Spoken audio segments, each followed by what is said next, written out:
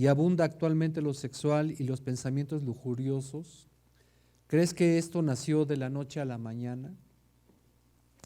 La historia de la pornografía o la historia de la pornografía y de las cosas sensuales tiene muchísimos años, ya en algunos frescos de casas y de prostíbulos en Roma. Cuando fui de luna de miel con mi esposa, yo le pedí que fuéramos a una ciudad que cubrió un volcán en Italia. Y entonces eso fue creo que por ahí del año 70, una cosa así. Y entonces les agarró de desprevenidos. Y entonces el volcán cubrió con sus cenizas todo.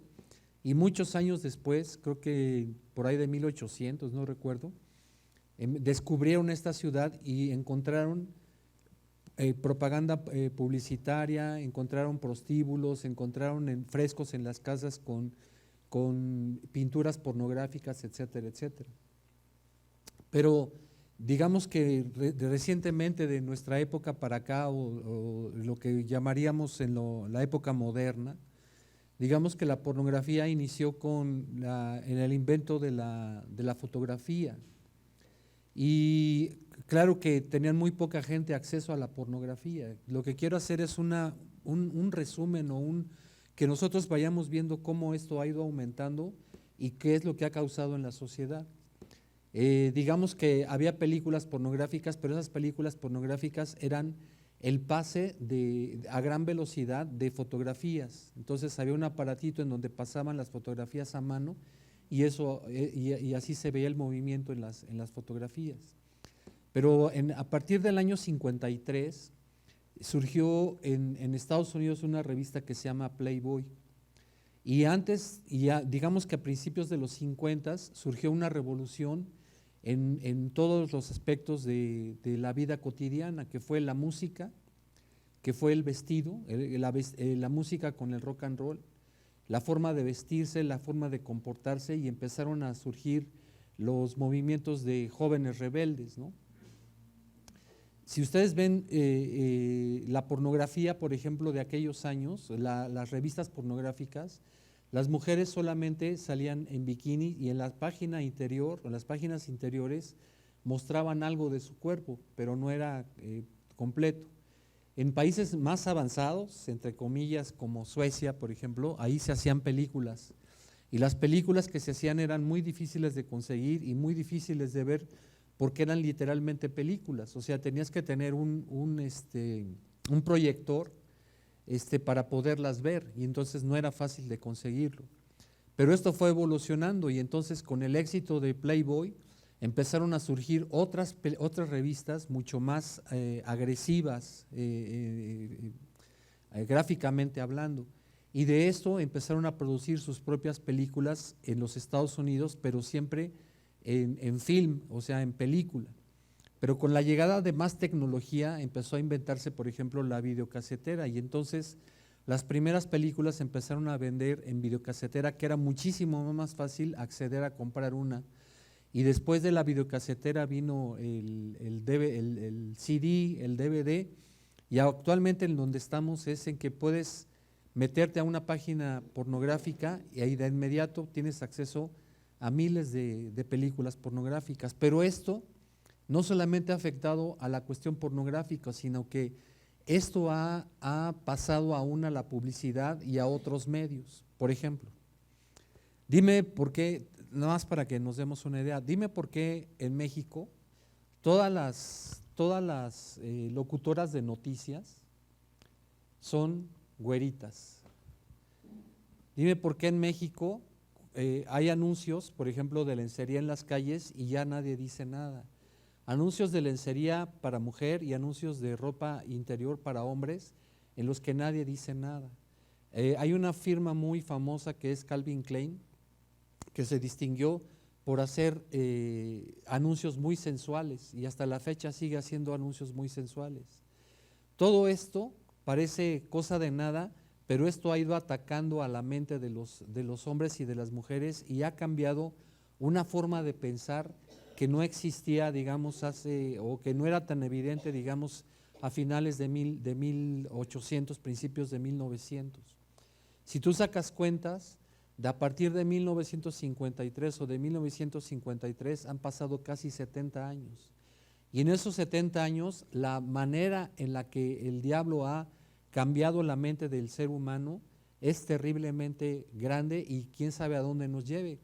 Porque gracias a esos movimientos sexuales en heterosexuales, también empezaron los primeros movimientos en los homosexuales y es a donde estamos ahora. Resulta que ahora es normal y los homosexuales pueden, por ejemplo, adoptar niños, pueden casarse entre los homosexuales y son cosas que ahora nosotros las vemos normales, que mucha gente las ve normales, no es que las veamos normales. Y el problema está que esos pensamientos llegaron a nosotros como pensamientos y se han arraigado en el alma de tal manera que ahora no puedes tú culpar o no puedes señalar a una persona homosexual porque tiene derechos y él puede vivir como él quiera. Eso ha cambiado, o sea, eso ha variado. Lo que antes era pecado ahora ha dejado de ser pecado y todo porque se ha transformado esto en nuestra mente.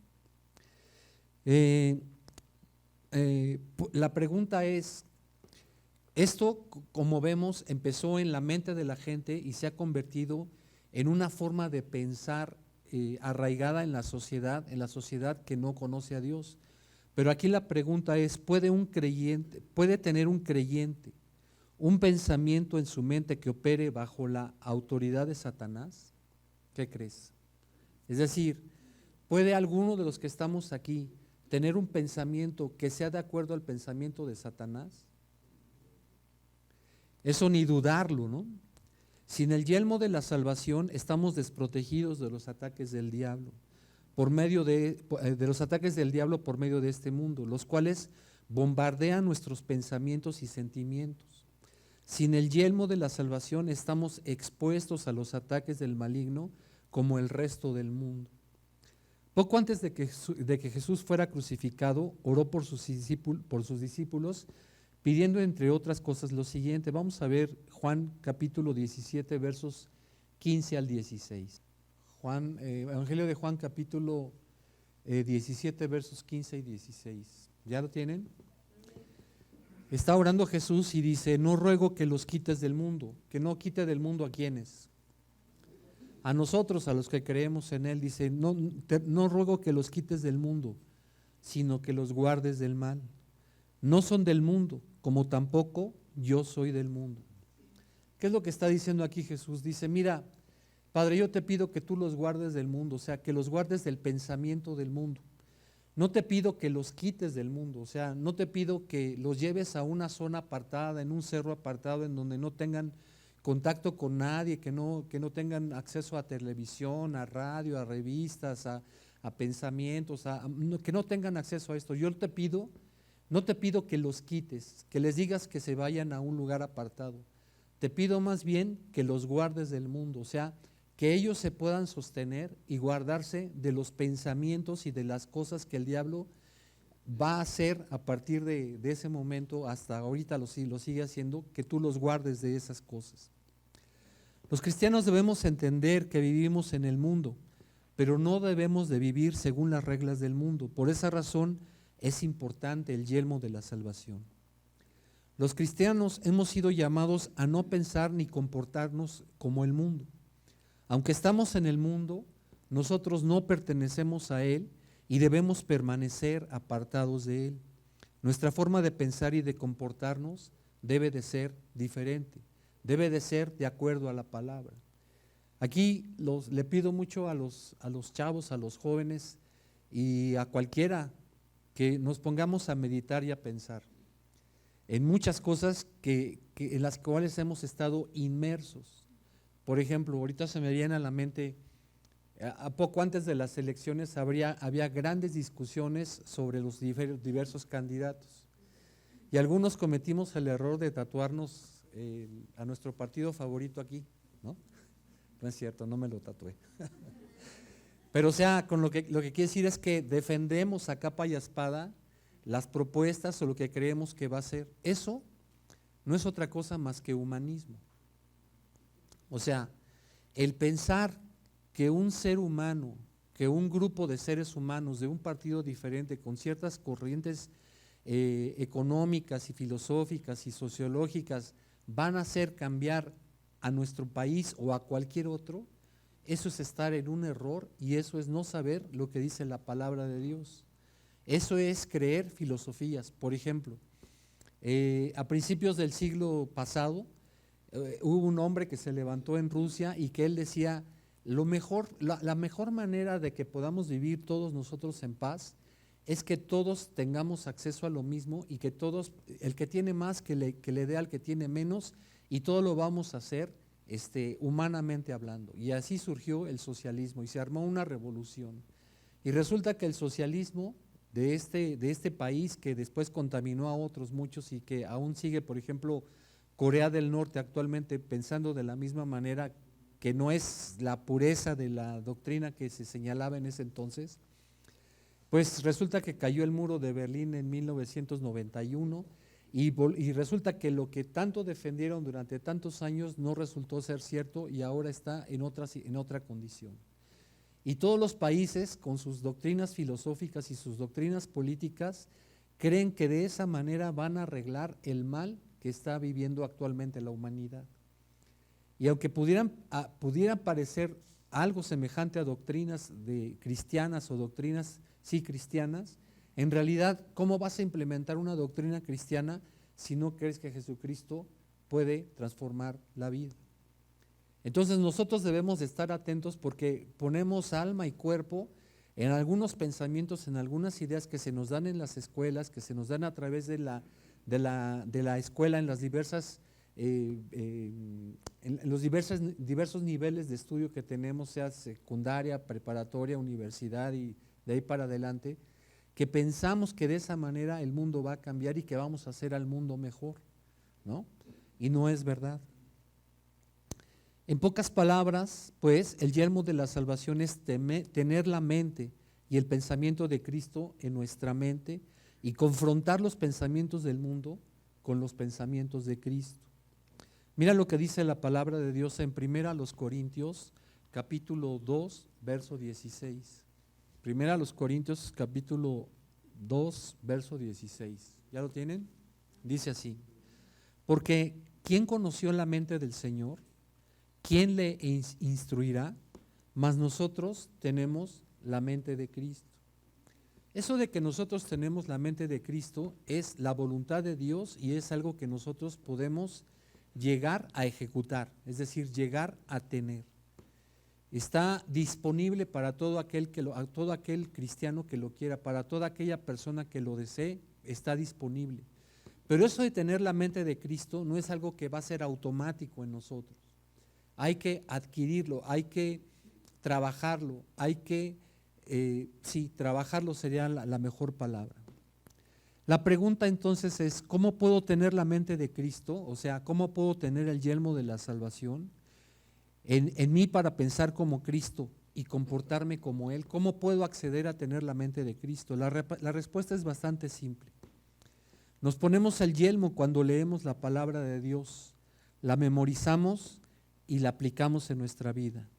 Un buen ejemplo de esto es la vida de Timoteo. Vamos a leer 2 Timoteo, capítulo 3, versos 14 y 15.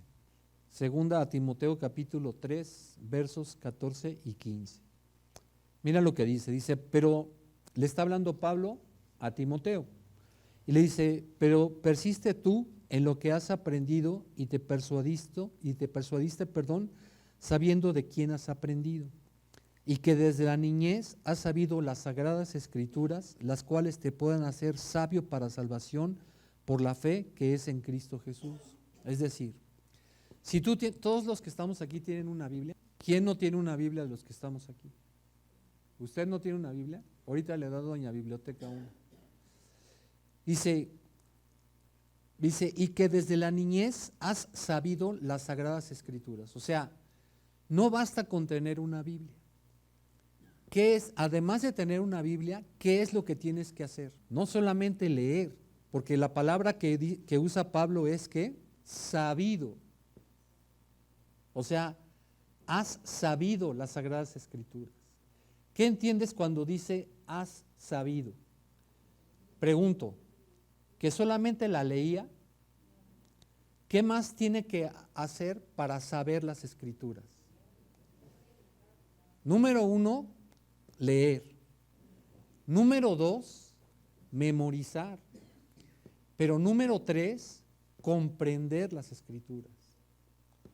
Comprender las Escrituras implica un esfuerzo por estudiar las Escrituras. Cada uno a nuestro nivel intelectual que nosotros tenemos. Cada uno a nuestro nivel intelectual que tenemos.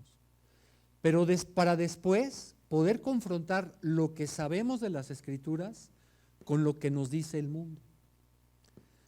Cuando nosotros leemos estos pasajes, nos vamos con la finta y decimos, yo tengo una Biblia y ya con eso es suficiente. No, lo que le está diciendo Pablo es, mira Timoteo, tú persiste en lo que has aprendido. ¿Aprendido de quién? De la Escritura. Dice, y te persuadiste. ¿Qué es persuadiste? Te convenciste. O sea, tú tenías dudas cuando enfrentabas al mundo y enfrentabas lo que decía la Biblia. Pero tú estudiaste y quisiste saber y le preguntaste a Dios y tú te convenciste de que lo que decía la palabra era mucho mejor con respecto a lo que decía el mundo. Y dice, sabiendo de quién has aprendido. ¿De quién aprendió? ¿De quién se está refiriendo que aprendió? ¿De Pablo, que era su maestro? No, del Espíritu Santo. Porque recuerda que Jesucristo, antes de irse también prometió que iba a venir el Espíritu Santo sobre todos los cristianos. Y dijo, y Él les enseñará. ¿Cómo me va a enseñar? Teniendo mi Biblia cerrada, poniéndola junto a mi buró, poniéndola abajo de mi cama, y en las noches va a pasar conocimiento del Espíritu Santo de la Biblia para mí.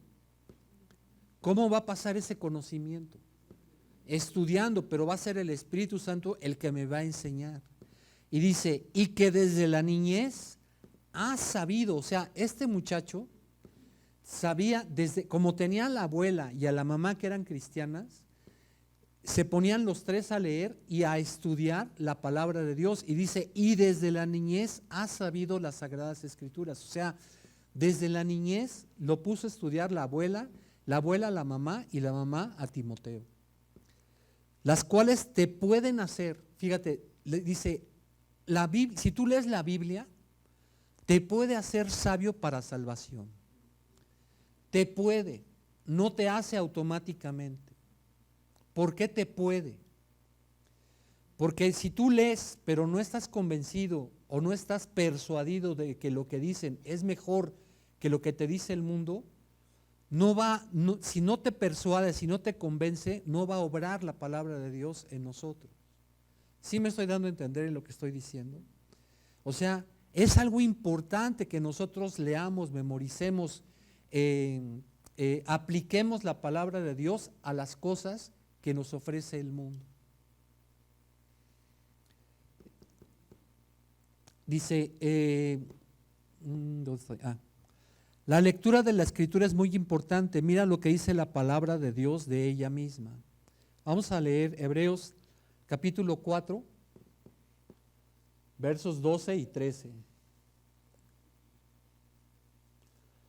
Aquí espero que se estén confrontando, no que esté mal, pero que nos tenemos que dar cuenta que no es suficiente. Aquellas personas que tienen, por ejemplo, su calendario, ¿no?, cristiano, y que van todos los días a ver qué versículo es el que dice, y que con que lean lo que dice, creen que están satisfechos. O sea, no es suficiente leer un versículo diario, ni leer un capítulo diario si solamente lo lees por saber lo que dice, pero no te pones a memorizar algo o no te pones a confrontar lo que dice con tu vida propia y con la vida del mundo. No es suficiente. Los que compran el pan diario, está bien comprado. Los que tienen su calendario, está bien comprado. pero tenemos que dedicarle tiempo a la lectura de la Biblia, a la meditación en la palabra, a la memorización, para que podamos aplicar lo que dice la palabra o confrontar lo que dice la palabra con lo que yo pienso o lo que piensa el mundo. ¿Qué dice Hebreos 4, versos 12 y 13? Dice, porque la palabra de Dios es viva y eficaz y más cortante que toda espada de 2 filos y penetra hasta partir el alma y el espíritu, las coyunturas, los tuétanos, y discierne los pensamientos y las intenciones del corazón. Pregunta, ¿lo hace automáticamente? No, tengo que leer lo que dice, meditar en lo que dice para confrontarlo con lo que yo pienso y entonces sí permitir que la palabra parta hasta las coyunturas, los tuétanos y discierna las intenciones del corazón de quién. Mi corazón. Mi corazón. Dice, y no hay cosa creada, cualquier doctrina filosófica de quien quieras, de lo que quieras, cualquier teórico, sociólogo, filósofo, lo que sea, dice, y no hay cosa creada que no sea manifiesta en su presencia. Antes bien, todas las cosas están desnudas, abiertas a los ojos de aquel a quien tenemos que dar cuenta. Como decía, algunos nos apasionamos, ¿no? Yo me hice el tatuaje del PAN y me puse el tatuaje de Aeroméxico y resulta que se cayó el avión de Aeroméxico por un piloto que… ¿Y ahora cómo me lo quito?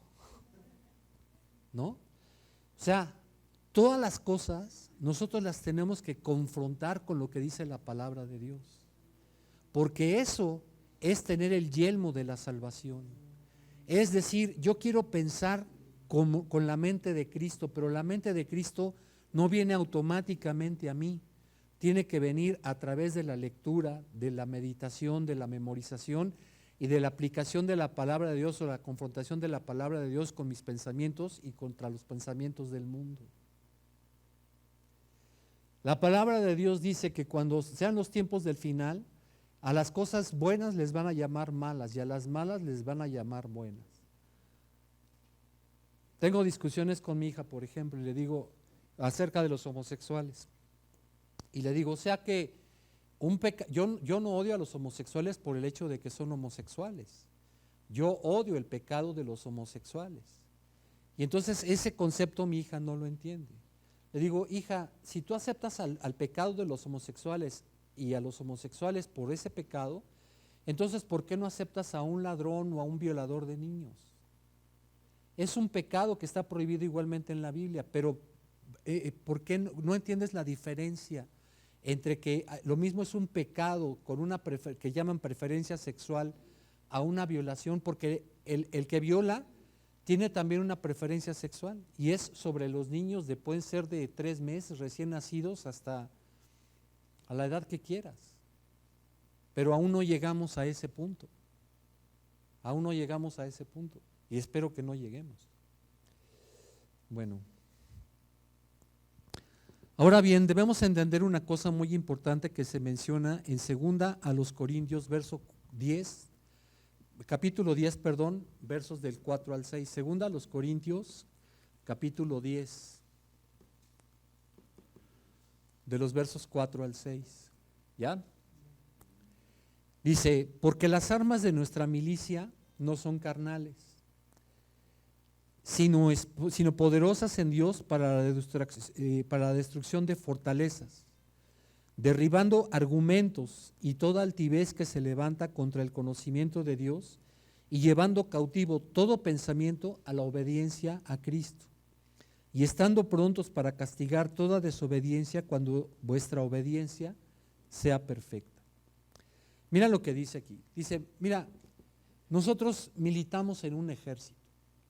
Nosotros somos hijos del Dios viviente y militamos en un ejército, pero nuestras armas no son físicas, o sea, no son una pistola, una granada, no son tanques, no. Dice nuestras armas son espirituales y son poderosas en Dios. Fíjate, dice, las armas del ejército de tú que eres un soldado son poderosas en Dios para la destrucción de fortalezas. ¿Qué es una fortaleza?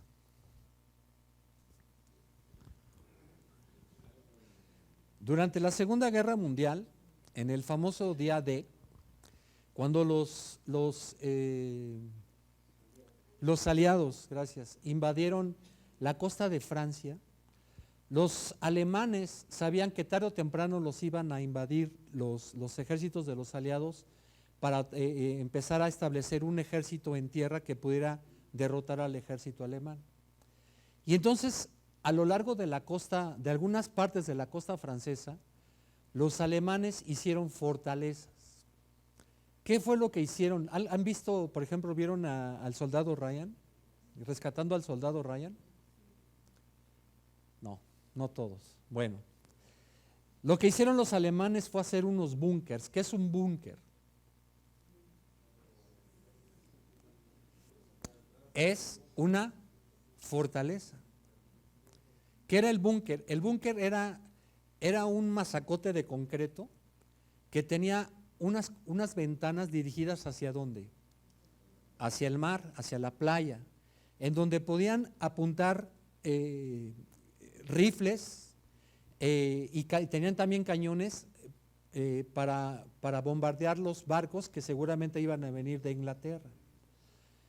Entonces, cuando empiezan a desembarcar los ejércitos aliados, ¿cuál creen que era la labor de esos ejércitos aliados? Imagínate que vienes de Inglaterra en una lancha. Llegas en la lancha y por principio de cuentas en el mar habían hincado unas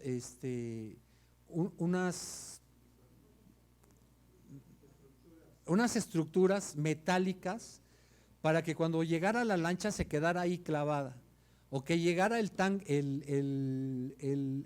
anfibio y también se quedara ahí clavado y ya no pudiera llegar a la tierra. Pero si pasabas esas cosas y pasabas los alambrados que habían, etcétera, etcétera, lo que tenían que hacer esos ejércitos, los que llegaron, era que tenían que destruir la fortaleza, fuera como fuera. Pregunta, esas fortalezas tenían medio metro o más de grosor de concreto. ¿Tú crees que con un rifle iban a perforar esa fortaleza? ¿Qué es lo que tenían que hacer? Prácticamente lo que tenían que hacer era llegar a la ventana de la fortaleza y aventar granadas para que murieran los soldados, porque de otra manera no iban a poder destruir la fortaleza. Lo que nos está diciendo aquí el Señor es lo siguiente, dice, porque las armas de nuestra milicia no son carnales, sino poderosas en Dios para la destrucción ¿de qué? De fortalezas, de pensamientos que el mundo ha logrado establecer como fortalezas en el mundo y en muchos casos en nosotros con respecto a algunos temas. Y dice, derribando argumentos. Esas fortalezas son siempre argumentos. Hay un argumento para aceptar la homosexualidad, hay un argumento para aceptar esto, hay un argumento por el que yo creo que este partido es el mejor, hay un argumento, siempre hay argumentos. Pero lo que te está diciendo aquí dice, las armas de nuestra milicia no son carnales, sino poderosas en Dios para la destrucción de fortalezas. Esas fortalezas son argumentos que se han afianzado en el mundo, y dice, derribando toda altivez que se levanta contra el conocimiento de Dios. ¿Tú crees que la filosofía o el pensamiento de los homosexuales o de cualquier cosa en el mundo que tú me digas es algo que enaltece a Dios? ¿O que trata de enaltecer a Dios?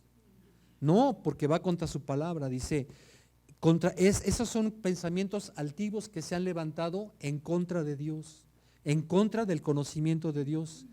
Y llevando cautivo todo pensamiento, lo que Dios quiere es que nosotros llevemos todo pensamiento cautivo. Si yo antes pensaba esto, eso es lo que el mundo me dijo, estableció una fortaleza en mí, yo debo de derribar esa fortaleza y llevar mi pensamiento cautivo a lo que dice Jesús. ¿Cómo lo voy a hacer eso? A través de la lectura de la palabra, a través de la memorización, a través de la aplicación de la palabra o de la confrontación de la palabra con el pensamiento del mundo. Y entonces voy a llevar mi pensamiento ya no cautivo a lo que decía el mundo, sino al pensamiento cautivo a lo que dice Jesús. Y estando prontos para castigar toda desobediencia cuando vuestra obediencia sea perfecta. Hermanos, nosotros debemos de destruir las fortalezas del enemigo en nuestra mente. Y esto lo podemos hacer únicamente de la siguiente manera. 1, leyendo la palabra de Dios. 2, memorizándola. 3, aplicándola a nuestra vida diaria. Y 4, confrontando lo que dice la palabra de Dios con lo que dice el mundo. Por ejemplo, es que siempre se me ocurren ejemplos para chavos. O sea, ustedes perdonen. Pero ¿qué dice el mundo? El mundo ahora ya no se quieren casar. Se vienen casando a los 31, 30 y ferias y se piensan casar y muchos ya dicen ya no. Pero lo que sí es que ahora ven al chavo o ven a la chava y dicen, tú eres el amor de mi vida. Y ya ni siquiera lo dicen como una muestra de amor el tener relaciones sexuales, sino que ya directamente se van a tener relaciones sexuales como si fuera cualquier cosa. Al fin que si no nos llevamos bien, o si hay después problemas, pues ¿cuál es el problema? O sea, lo que sigue, pensando que la virginidad es poca cosa. Pensando que pues eso es lo que el mundo nos ha dicho. Y ahora hablamos de parejas, ya no hablamos de esposos. No recuerdo ahorita quién me lo dijo, alguien que conozco me dijo que no está casada con esta persona, pero es una mujer, pero ella está contenta porque ella la presenta como su esposa. Y entonces le dice a la mamá, mijita, ¿de qué te sirve que te presente como esposa si en realidad no eres su esposa? No es poca cosa el hacer las cosas como Dios dice. No es poca cosa. Por ejemplo, Pablo, hablándoles a los corintios, les dice, ¿qué no saben que si ustedes tienen, como hombres, tienen relaciones sexuales con una mujer, se hacen uno solo con esa mujer, refiriéndose a las prostitutas? Y la pregunta es, ¿qué no sabes tú, mujer, o tú, hombre, que si tienes relaciones sexuales con una que dices que es tu pareja y después cambias de pareja, si te unes a otra pareja, ¿estás adulterando? ¿No lo sabes? Porque lo que el mundo te dice es, no, tú prueba, tú llega con experiencia, tú tienes que probar lo que dice el mundo y no confrontan con lo que dice la palabra de Dios. No saben que la palabra de Dios habla de unas bodas del Cordero. ¿Qué crees que van a ser las bodas del Cordero? Las bodas del Cordero va a ser la unión semejante a un matrimonio entre Jesucristo y la iglesia. Eso es. Por eso Dios aborrece el adulterio. ¿Por qué? Porque nosotros no podemos, habiendo sido desposados con Jesucristo, andar con otros pensamientos, en otras filosofías, en otros pensamientos diferentes a lo que nuestro amado quiere. Y se nos hace poca cosa porque nosotros no confrontamos lo que dice la palabra de Dios con lo que dice el mundo. El mundo dice, no te preocupes, tú puedes tener las relaciones sexuales que quieras. Ahí está la famosa pastilla. Pero si por las dudas se te fuese a pasar, ahí está la pastilla del día siguiente. Y crees que con eso tienes seguridad. O sea, Zafín zafado es perdonado. O sea, el problema es que no quedes embarazada. Ese es el problema. No te estás dando cuenta de que hay un pecado detrás de eso. Volvamos a leer el pasaje de 2 a los Corintios, capítulo 10, versos 4 al 6. 2 a los Corintios, capítulo 10, versos 4 al 6. Dice, Porque las armas de nuestra milicia no son carnales, sino poderosas en Dios para la destrucción de fortalezas, derribando argumentos y toda altivez que se levanta contra el conocimiento de Dios y llevando cautivo todo pensamiento a la obediencia a Cristo, y estando prontos para castigar toda desobediencia cuando vuestra obediencia sea perfecta. Por favor, nota que no habla de defendernos, habla de derribar, habla de atacar para poder derribar las fortalezas, de derribar argumentos en la mente y en el corazón. Esto es, confrontar los pensamientos del mundo con lo que dice la Escritura para poder escoger lo mejor. Por eso, la palabra de Dios no sirve de nada si la tienes junto a tu buró. O si como muchos aquí, que cuando llegan el domingo a la casa, la ponen quién sabe dónde. Y el siguiente domingo es, ¿dónde dejé la Biblia? ¿No la has visto? No sirve de nada eso. Lo que tienes que hacer es leer la palabra de Dios, memorizarla, aplicarla a tu vida para confrontar, para derribar las fortalezas. Te tienes que poner honesto contigo mismo y con Dios, de decir, esto se vale, esto se puede, esto que yo pienso está de acuerdo a la mente de Cristo. ¿Cómo voy a conocer la mente de Cristo si no conozco su palabra?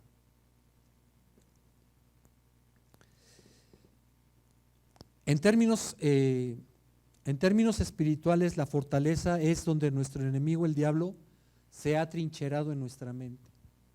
Esto sí se vale, esto sí se puede, a fin zafado es perdonado, al fin que nadie me ve. Hace unos minutos en la predicación preguntaba, ¿puede tener un creyente una fortaleza en su mente que opere bajo la autoridad de Satanás? Y contestaba, ni dudarlo. Recuerda que el diablo opera mayormente en la mente y en el alma. Gana entrada por nuestra mente, por lo que debemos leer la palabra, memorizarla y confrontarla con las fortalezas que ha establecido el enemigo en nuestra manera de pensar. Si hacemos esto disciplinadamente, nos permitirá vivir de acuerdo a la voluntad de Dios. Finalmente quiero que leamos un pasaje muy conocido de la Escritura, es la carta de Pablo a los Romanos capítulo 12, versos 1 y 2. ¿Ya lo tienen? Dice, así que hermanos, os ruego por las misericordias de Dios que presentéis vuestros cuerpos en sacrificio vivo, santo, agradable a Dios, que es vuestro culto racional. ¿Qué quiere decir esto? Dice, mira, lo que te pide Pablo, lo que pide Dios a través de esto, en aplicación a lo que estoy diciendo, es lo siguiente. Mira, no nos hagamos, no estamos acostumbrados a leer todos los días, ni a lo mejor ni a orar todos los días, y a lo mejor tampoco a confrontar lo que dice la palabra de Dios todos los días contra lo que nosotros pensamos. Es más, no estamos ni acostumbrados a memorizarla.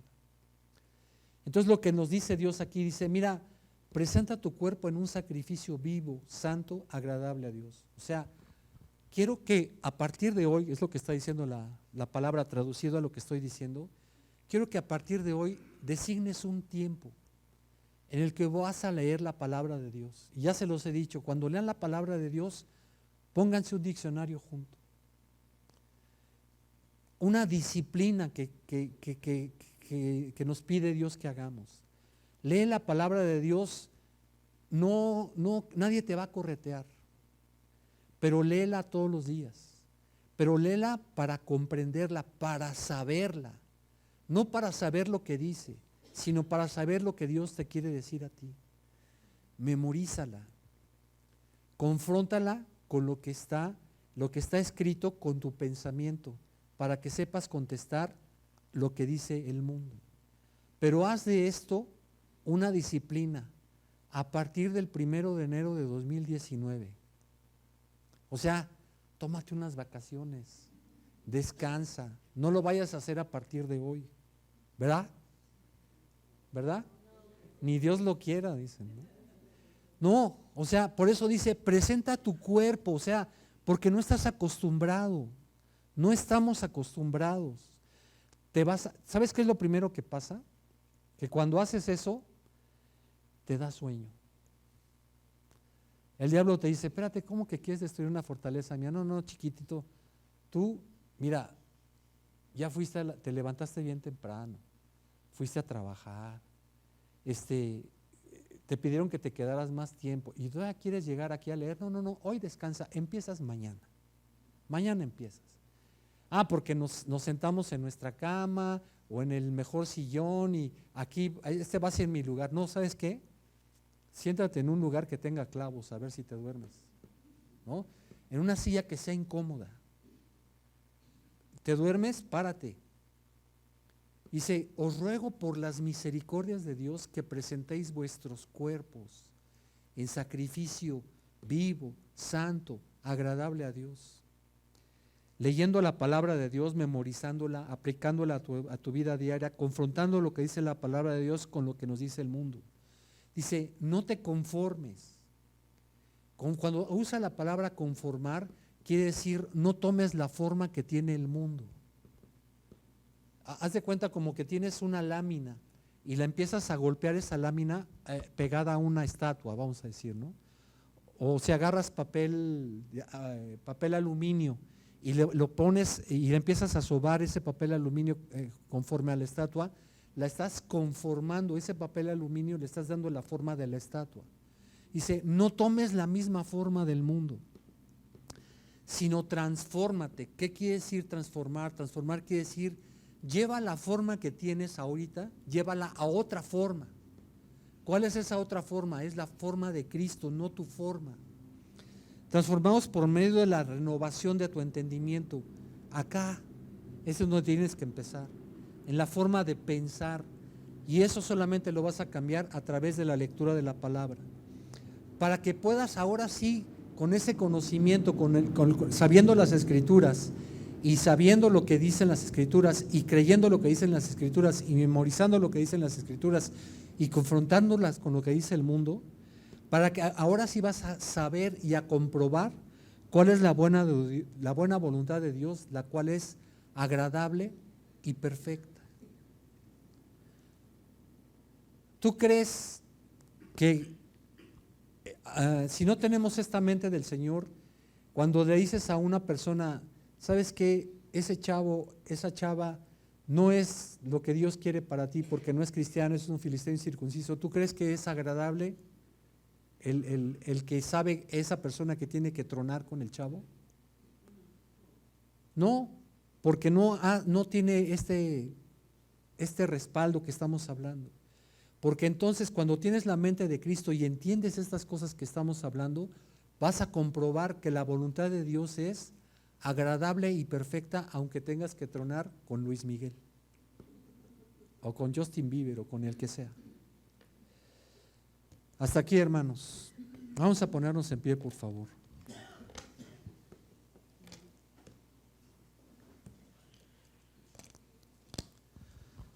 Dios, permite que tu Espíritu Santo esté de continuo, Padre, redarguyendo nuestra mente, Señor, redarguyendo nuestro corazón, para que de una vez por todas decidamos, Señor, poner por obra estas cosas.